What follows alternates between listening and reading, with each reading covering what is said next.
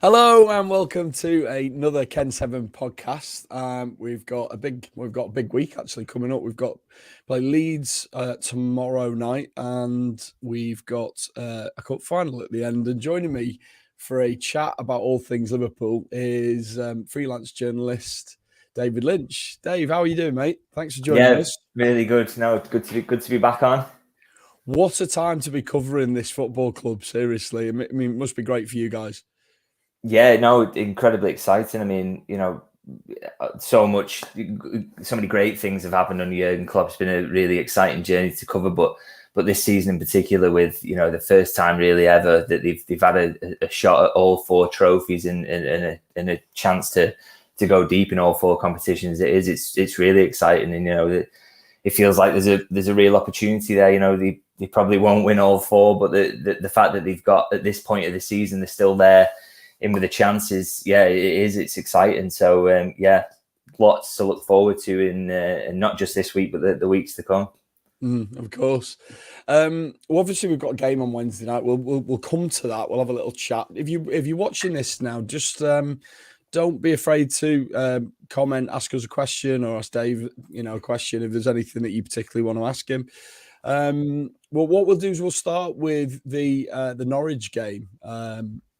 Obviously, Liverpool didn't know what was to come that evening, but we go 1-0 down, and then we basically score three fantastic goals in a very short space of time to win the game. What was your summary of that game? Well, I thought for starters, I think it was a really good sort of indicator of how difficult it is to win the Premier League, because you look at Norwich at the end of that game, they're bottom of the league by virtue of that result, and yet they gave Liverpool a game. I thought they rode the luck at times, and obviously a team that's down in that position would have to. But for that first hour, they did create some opportunities. They made it difficult in times.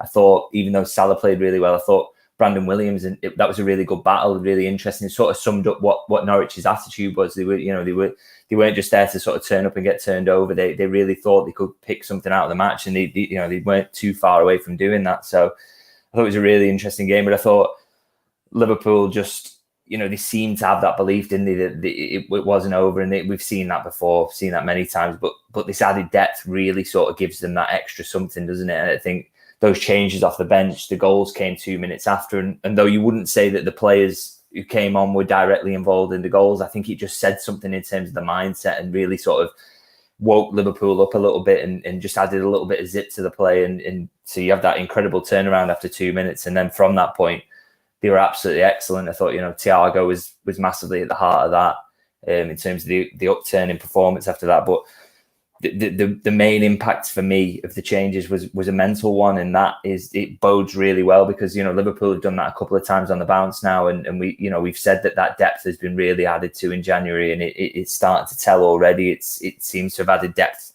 all across the squad and really changed the mentality, and I think that is most exciting. With reference to what's happening in terms of the four competitions, it feels like Liverpool really have got the options there and the ability to do it because of that added depth. Yeah, I mean, a couple of things that I wanted to speak to you about. What you've just said. That obviously we go back to the Inter Milan game. The changes seem to make a big difference.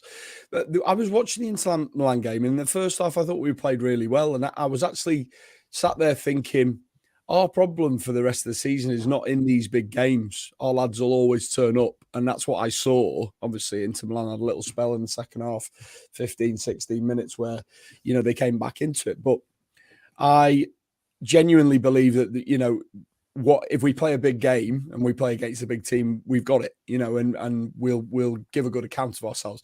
It's in these games like the Norwich ones where you worry about a little bit of not taking it, maybe taking it too lightly, or, a little bit of complacency possibly. But then, surely with the squad that we've got now, the ability to change things gives you players that come on who are hungry and want to play and want to prove themselves. And I think that's what we saw on Saturday, wasn't it? Did you have any feeling at all going into the Man City game that City might slip up? Oh, absolutely not. I never do. I genuinely never do. I just think that they're absolutely incredible. They're relentless. And you think about Spurs and you think what they've been like in recent weeks. I was thinking they're very flaky. So yeah, I had absolutely no expectations whatsoever going into it. I was listening to it on the radio on the way back from Anfield and thinking, yeah, no, absolutely no chance. And when I think that Kane had one disallowed, didn't he, for offside that would have made it 3-1. And I think I turned my radio off at that point and thought, well, this has got City 3-2 written all over it. And how wrong I was.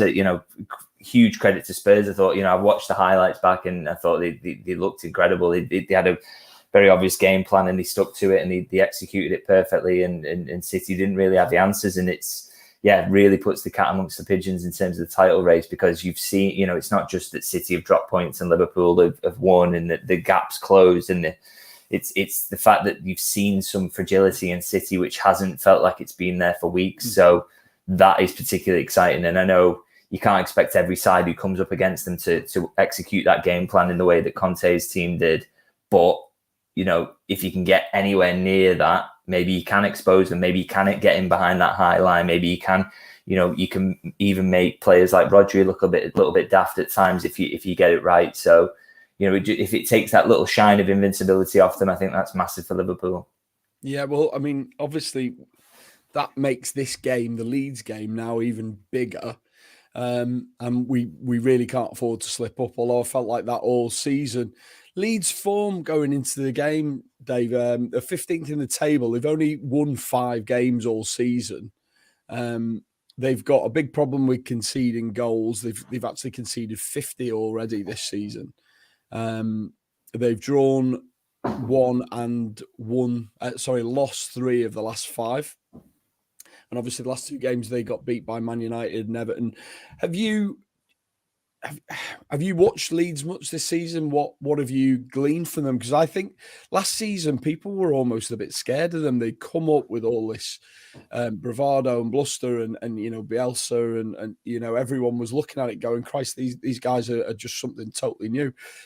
I wonder whether they've been found out this season. People understand how to play against them. Or is it literally just that they've had big players who've been injured? Yeah, well, I do watch a lot of Leeds. My current role at the Sunday Mirror, I do a lot of their press conferences as well. And I watch Leeds a lot just because I think they're a fantastic, entertaining side. I mean, that is for better and for worse at times. I mean, they're really good going forward, but they give every opponent a chance, don't they, going the other way. So I think you just guaranteed a good game when they play. So I have seen a lot of them, and I think, I was at the Everton game as an example, and I thought they were very poor there. I think Everton did well in terms of pressing them into mistakes and forcing the ball into areas where Leeds didn't want it. But they were, you used to a bit more zip and a bit more creativity in the passing, and it just wasn't there. And I think they haven't stopped conceding goals at the rate that they used to, but they aren't really sort of scoring them at the same rate in certain games, and that can cause problems in itself. I think Patrick Bamford's been a real miss in terms of that. And also, Calvin Phillips in midfield has been a huge miss. They've missed a long part of the season, and Leeds don't really have incredible levels of quality. I mean, it's quite a similar squad, really, in terms of numbers to the one that came up. That they've had the little sprinkling. So think about Junior Firpo and Rafinha and maybe what's the centre forward called, Rodrigo. But a lot of the core of the squad is still that sort of championship winning team. So, I think when you do get a couple of injuries to a squad that size, you can, things can start to unravel fairly quickly. And I feel for Leeds in that regard, because I think they get too much criticism at times for me, because I think, look at where they are on the table. I think if you'd have said the first couple of seasons after coming up for the first time in nearly 20 years, if they can stay out of the relegation zone, that is a success. The fact that they're doing that at the moment, despite the injuries, and things haven't been as good this season as last season, but they're not in the relegation zone. If they can just get a couple of results together, they'll be firmly out of it. The fact that they're doing that and they're still playing this entertaining style of football, which they won't surrender, because the manager just will not give up on that. I think they should get a lot more credit, really. I think, the commitment to that sort of style. And, I think sometimes I listen to pundits talk about them and I feel like, if they were playing dour football and getting beat 1 and 2-0 every week, they'd probably get less criticism than drawing 3-3 one week and then getting beat 4-2 the next. It just seems to be sort of, I think it's our English mentality at times. We want to see teams like that play in a particular way, but at the end of the day, if they stay up doing what they're doing, huge credit to them and the manager. And I think, and I hope, because I do enjoy watching them, and I think they're a big club that needs to be in the Premier League. I hope getting a couple of players back really does solidify them, and they can sort of start climbing the table a little bit. Because I wouldn't like to see them go down. There's a few other teams I'd probably prefer to see go than Leeds, to be honest.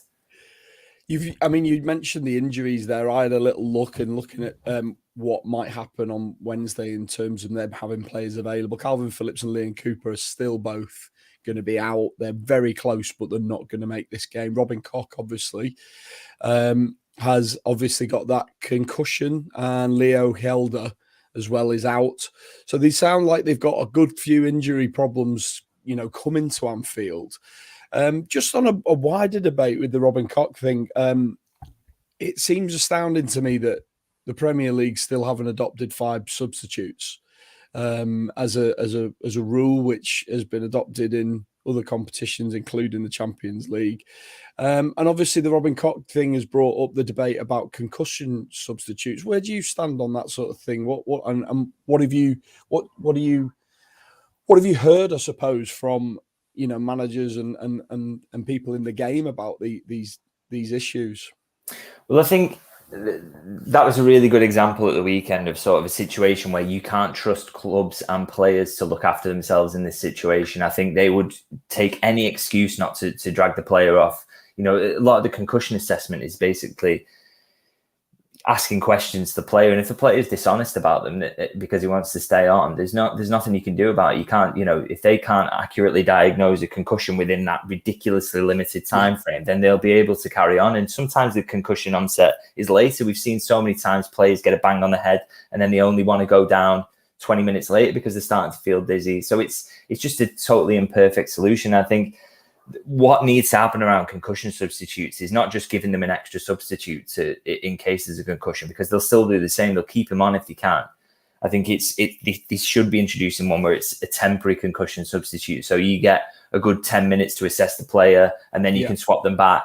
That needs to happen, because then I think you'll get a situation where clubs will maybe sort of lean on the side of, okay, we've got the time here to assess, and we don't have to make a rash decision. We're not definitely losing one of our best players here to a concussion substitution, because I just think they don't want to drag these players off who are in the starting 11, because they're in the starting 11 for a reason. They're one of the 11 best players. So I think that needs to change. I think it's possibly a slightly different debate to the 5 subs one. I'm not necessarily fully in agreement with Jurgen Klopp about that one, and you'd probably strangle me if you heard me say that. But yeah, but certainly on the concussion substitutes, I think there needs to be a change there. And there's an issue there with the concussion thing, which is a player being warmed up enough to get on the pitch. So if it happens and the player isn't warming up, what you need that bit of time to get that player go through a bit of a routine to get them on the pitch.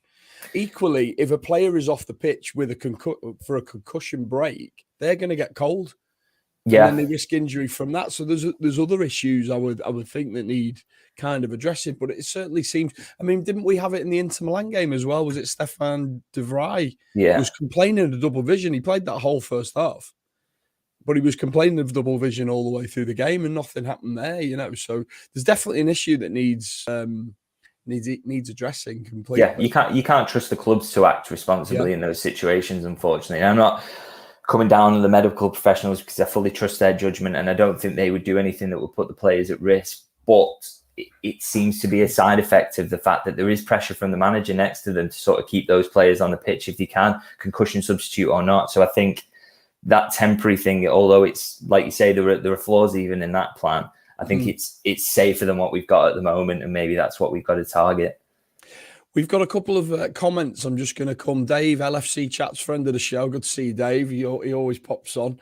And, he's right, Dave, isn't he? The most important game is the next one every single time, isn't it? Well, that's it. Jurgen Klopp says it all the time, and it is a cliche, but he 100% is behind that. He won't be thinking about the cup final going into Wednesday, because you suffer a defeat in this one, and then the mood's sort of been punctured a little bit. Leeds can be dangerous, as we know. It kills the mood, and it also, you've missed out on a huge opportunity in the Premier League to close that gap. So yeah, it's absolutely right. I think all focus at Kirby this week has been on this Wednesday game, and then we can start focusing on what's happening on Sunday. Jimmy's nails. I asked him this last time. Jimmy's nails shoes. That's what it is. Is it not Jimmy Snail shoes? No, I asked him. Funnily enough, he actually said, Jimmy said, I've been meaning to change it, but now I've had it for that long, I can't. Of something. He's asked, do you think the UEFA Champions League final will be moved from St. Petersburg?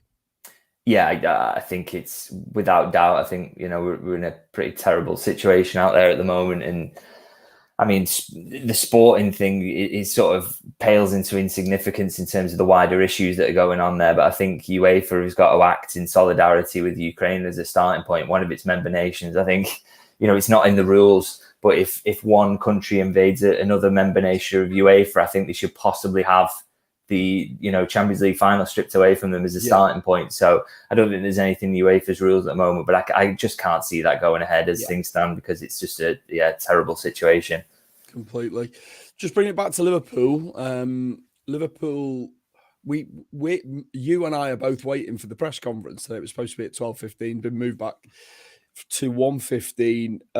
Any indication to you as to whether Jota and Firmino will be fit?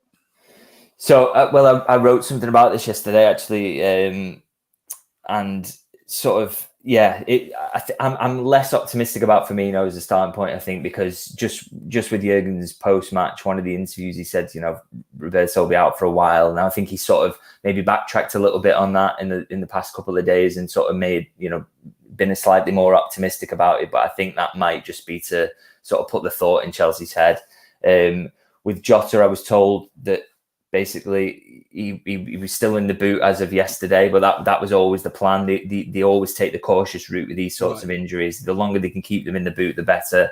They don't want to test it too early. And, obviously Sunday is the priority. So the idea was that they take him out of the boot today and have a look at it. And if there's a what was the term, laxity of the ankle is correct. So I think that's the looseness of the joint around the muscles, apparently. And if they have a look at that today and it's not too loose and it feels like, the swelling's gone down a bit, and hopefully he could even train today, but, we'll have to see. I don't think he's going to be involved tomorrow night. Certainly. I think they would just, even if they could get a sub appearance out of him, I think, that would be nice, but I'm not convinced that that's going to happen.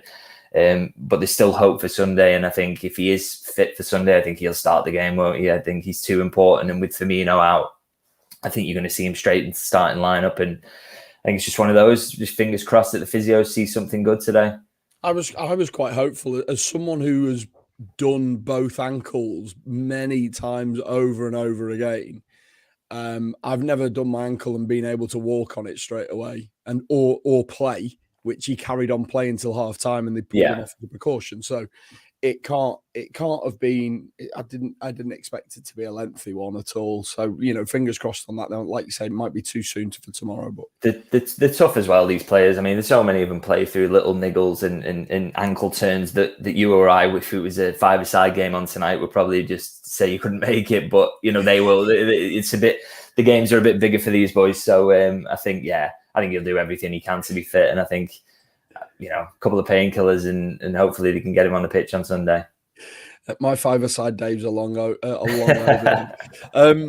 Possible team. You see any major changes? There was major changes on Saturday. So, what do you see the players who were out, coming back in for Fabio and? Yeah, I think it's an interesting one. I think his thinking for that one was that Norwich was a sort of slightly kinder fixture. Leeds can be dangerous. It's a game you've got to really control in terms of midfield and things, and you've got to be completely on it, or they can, the wild, aren't they, Leeds at times. So I think his thinking was to make those seven changes I think he made for the weekend, then have two games back to back for what is effectively probably his best 11. Now, Jota might change things slightly. So, maybe Origi gets a chance, or he just keeps Diaz in and goes Mane, Salah as well. But I think he'll go quite close to the 11 he'll want to go for in the final, because I think that he likes that rhythm of 2 in a week. I think that it's a really nice to sort of bounce them into the final in that way. So I think we'll see quite close to the final 11 on Wednesday. Yeah. Just before I ask you for a score prediction, is there any news on Fabio Carvalho? Yeah, so the latest I was told, and this was a few weeks back, is that basically the deal in terms of between the two clubs, there's absolutely no doubt in terms of that. Liverpool and Fulham, despite not getting the deal over the line on deadline day, were happy to sort of shake hands in terms of the financials around it. So that, there's no change there. They don't have to renegotiate the deal. The fee they agreed to do it in January will be the same in the summer, so they can completely avoid a tribunal, which makes sense because even though the loan element's not there, they are essentially the same deal. The value of the player has not changed at all, I suppose, because he was always going to go back there. So that side of things absolutely sorted. I think the only thing to finish off really is to get the players' pen, signed in the contract. And I think they're looking for a free week to do that. I think, there'll be meetings. I mean, the last I was told maybe could get done by March in terms of, I think it's just finding the free time to get the player in, do a full and thorough medical and get him to sign the contract. But we all know the fact that Liverpool have been in for him, the personal terms have already been agreed, of course, obviously. That is maybe an assumption on my part, but I think we all know how it works. Yeah. So the agreement between the clubs is there. The agreement between the player and Liverpool is there. So I firmly expect to get it done. I think there's no rush because I think Liverpool know they've got the player in the bag, and I think over the next few weeks or so we could maybe see an announcement on that front. I was told it's a possibility for March now because they couldn't find the time, but I don't think anyone's worried about it. I 100% expect him to end up playing for Liverpool next season. It's funny actually. I've had Scott Elliott on here quite a few times, Harvey's dad, and he's seen a lot of Fabio Carvalho, rates him very highly. But I asked him what sort of player he told, and he basically told me that he was a number 8. Which I was mistaken in thinking he was more of a forward because I'd seen a lot of footage of him moving in forward areas and scoring goals and assists. So that's certainly, I mean, there's a lot of chat broadly about what Liverpool are going to do in the summer. James Milner might go, question marks over certain players, but that midfield area, that's another midfielder coming in. I can't see them doing any more business unless someone else goes out or is forced out. What would you say? Yeah, no, I agree, and I think it's part of this shift towards this sort of system that we've seen this year in terms of the two 8s in front of Fabinho. I think he's Jurgen's obviously really committing to that now, and he sees Harvey Elliott's future as one of those. Maybe Fabio Carvalho is the other.